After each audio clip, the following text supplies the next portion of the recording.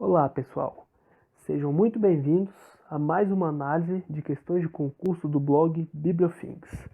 Aqui quem fala é o Wesley Leite e o nosso tema de hoje é organização e administração de bibliotecas. Esse é um tema que foi muito pedido, pelos comentários que vocês deram no Facebook, aqui mesmo no nosso canal do YouTube. E não poderia deixar de ser, né? Pois é um tema que cai em muitas questões, cai em muitas provas, entrando e saindo. Esse tema já parece ser obrigatório, né? E também nas grades aí dos cursos de biblioteconomia sempre está presente.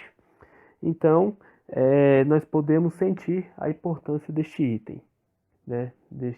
Dessa temática de organização e administração de bibliotecas. Eu vou analisar algumas questões da banca CESP e outras questões também de múltipla escolha de outras bancas. Como referência do nosso estudo de hoje, eu vou utilizar o livro Planejamento de Sistemas de Informação e também eu vou usar alguns conceitos básicos, né, de administração.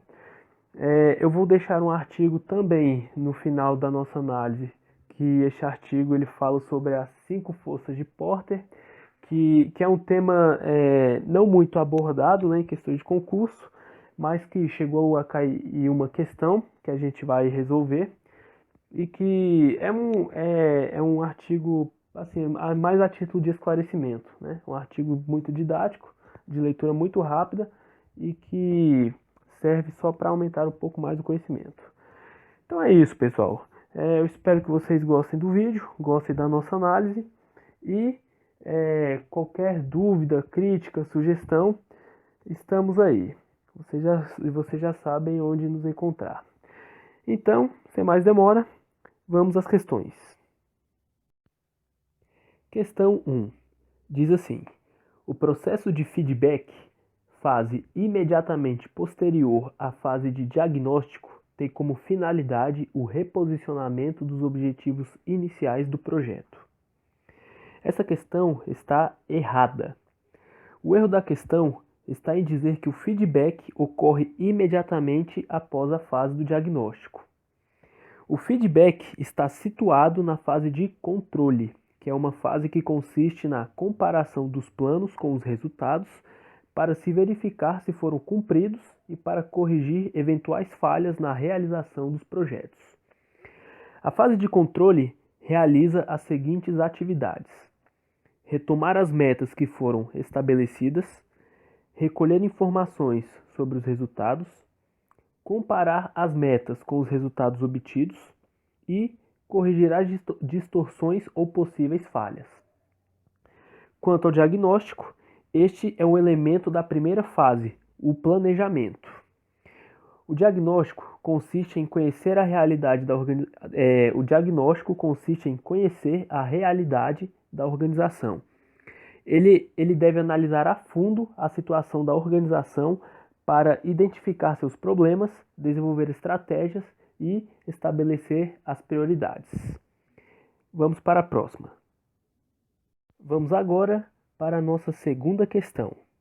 Diz assim: o planejamento é um processo dinâmico e interativo que pode ser dividido em várias fases. Assim, letra A. O processo de planejamento inicia-se pela elaboração do plano. Pessoal, a alternativa A está errada. O processo de planejamento não se inicia pela elaboração do plano.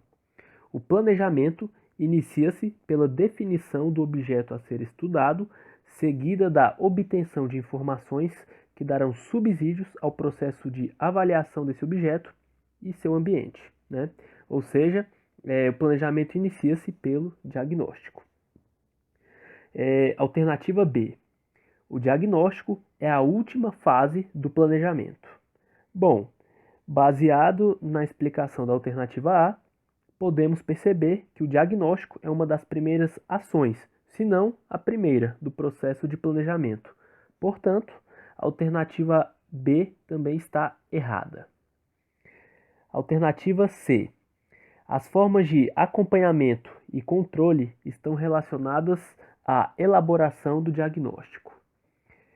Essa alternativa também está errada.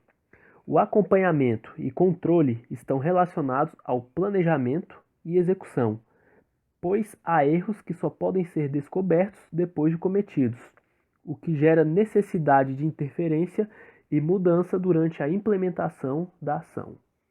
O diagnóstico é somente um insumo para o planejamento, que serve para situar e conhecer o contexto organizacional. Alternativa D. A definição de metas e prioridades é posterior à elaboração do plano, precedendo o diagnóstico. Alternativa D também está errada. Após o diagnóstico é que será possível proceder-se à elaboração do plano.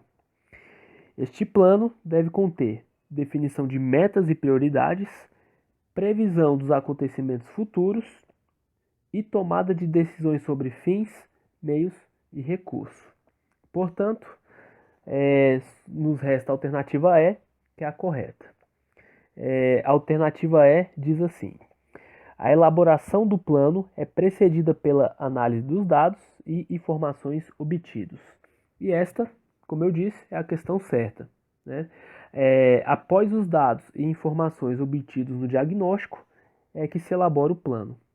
Portanto, alternativa correta, letra E. Vamos para a questão 3. Vamos para a nossa terceira questão. Ela diz assim: no âmbito da gestão de bibliotecas e outros tipos de sistemas de informação, a função administrativa, denominada organização, diz respeito aos processos e subprocessos de representação descritiva e representação temática da informação. Pessoal, essa questão está errada. Ela tentou confundir o candidato com as definições de organização, que é uma função administrativa, e a organização da informação. Vamos por partes. Primeiro, vamos ver a definição do que é organização da informação. A organização da informação é o conjunto de processos que objetivam a organização de documentos visando a posterior recuperação da informação. É composta pela representação descritiva e representação temática. Já a organização, enquanto função administrativa, é a que se incumbe do agrupamento das atividades necessárias para atingir os objetivos da biblioteca. O agrupamento das atividades envolve a reunião de pessoas e recursos sob a autorização de um chefe. Assim, a organização precisa lidar com pessoas, órgãos e relações de autoridade e responsabilidade. Para que os objetivos sejam alcançados, os planos executados e as pessoas possam trabalhar eficientemente, as atividades precisam ser adequadamente agrupadas e a autoridade convenientemente distribuída. Portanto, como a questão falou da organização da informação, ela está errada. Então, muito cuidado, pois o CESP gosta de pegar conceitos parecidos e tentar confundir o candidato. Vamos agora para a quarta questão. A quarta questão diz assim: a análise SWOT constitui técnica que possibilita aos gestores de bibliotecas e de outros sistemas de informação conhecer concorrentes, clientes, fornecedores, novos entrantes e produtos substitutos. Pessoal, essa questão está errada. Ela está errada porque a análise SWOT ela não trabalha com essas variáveis que foram descritas no enunciado, né? Estas variáveis elas se referem às 5 forças de Porter, que é uma outra técnica e administrativa, né, usada pela administração. Então, não tem nada a ver com a análise SWOT. No final da análise, eu vou deixar um artigo que fala aí um pouco mais sobre as forças de Porter, né? Eu não vou entrar em detalhes e falar sobre cada uma dessas forças. Esse artigo que eu vou deixar, ele está muito bem explicado, é muito didático, e vai falar sobre cada uma dessas forças, mas para adiantar, as 5 forças de Porter são essas mesmas que estão aí no enunciado, que é os concorrentes, os clientes, fornecedores, novos entrantes e produtos substitutos. Bom, quanto à análise SWOT, que ele falou aqui no enunciado, a análise SWOT ela é uma técnica que serve para identificar as forças e fraquezas da organização, e essas forças e fraquezas fazem parte do ambiente interno, e as oportunidades e as ameaças que a organização está sujeita. E as oportunidades e ameaças, elas se referem ao ambiente externo. Portanto, questão errada. Vamos para a nossa quinta e última questão. Ela diz assim: constituem planos gerais de ação, guias genéricos que definem linhas mestras, orientam a tomada de decisão e dão estabilidade à organização. A definição acima, de Maria Cristina Barbosa de Almeida, refere-se... pessoal, eu já adianto logo a alternativa correta. A alternativa correta é a letra B, né? Vamos voltar aqui para a definição, que a alternativa correta se refere às políticas, né? Então, elas constituem planos gerais de ação e são guias genéricos que definem linhas mestras, orientam a tomada de decisão e dão estabilidade à organização. Aqui no próprio enunciado dessa questão, ele já falou de onde retirou, né, qual foi o livro de base. Então, foi o livro Planejamento de Bibliotecas e Serviços de Formação da Maria Cristina Barbosa de Almeida, né? Essa definição está lá no livro dela e as outras definições das outras alternativas também estão lá. Então, já que a gente sabe que a alternativa correta é a letra B, eu vou só comentar rapidamente quais as definições das outras alternativas. Vamos lá. A alternativa A, ela está errada, né? E diz que se refere aos objetivos. Só que a definição de objetivos, ela diz no livro, né, que os objetivos são o ponto final do planejamento e constituem o plano básico da organização. Eles consistem numa situação futura esperada, ou no que se pretende atingir com o esforço do planejamento, como forma de concretização da missão. Os objetivos devem expressar intenções que levem ao cumprimento da missão da organização. A letra C, que são os programas, eles são complexos de metas, políticas, procedimentos, regras, passos e recursos. Ou seja, os programas são um complexo de todas estas ferramentas que eu falei. Na letra D, a definição de procedimentos é a seguinte: os procedimentos são instrumentos que estabelecem métodos rotineiros de execução de atividades e detalham a maneira exata pela qual uma atividade deve ser realizada e a sequência em que essas rotinas são realizadas, né? Como exemplos de procedimentos, a gente pode citar os manuais de serviços e os fluxogramas, né? Pois eles estabelecem métodos, eles estabelecem como fazer, como executar e em que ordem, né?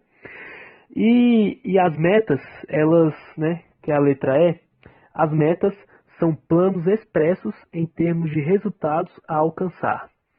São a quantificação dos objetivos. Elas devem ser expressas com clareza, iniciadas por um verbo de ação e devem ser mensuráveis, mutáveis e ter tempo definido. Portanto, né, como a gente já viu, alternativa correta, letra B.